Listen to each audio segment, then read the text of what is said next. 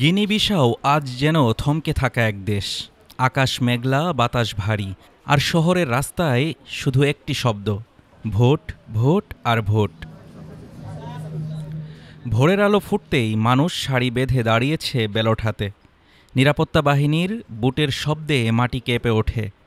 মানুষের মুখে ভয় মিশ্রিত প্রত্যয়, কারণ এই নির্বাচন কেবল একজন প্রেসিডেন্ট বেছে নেওয়া নয়, এটা যেন দেশকে আবার অস্থিতিশীলতা থেকে টেনে তোলার শেষ চেষ্টা।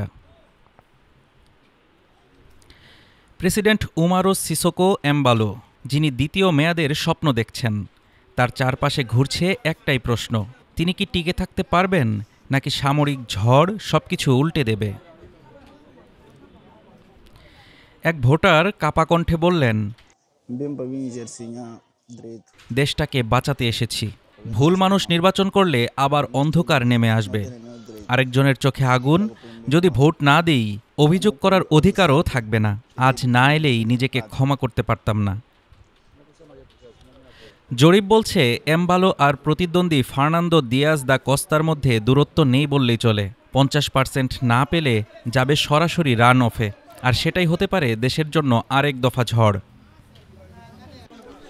1 মিলিয়নেরও বেশি মানুষ আজ সিদ্ধান্ত নিবে, ক্ষমতা থাকবে পুরনো হাতে নাকি আসবে নতুন মুখ। নির্বাচনের ব্যালটের নিচে যেন লুকিয়ে আছে গোটা জাতির ভয়, আশা আর ভবিষ্যতের ধুকধুকানি।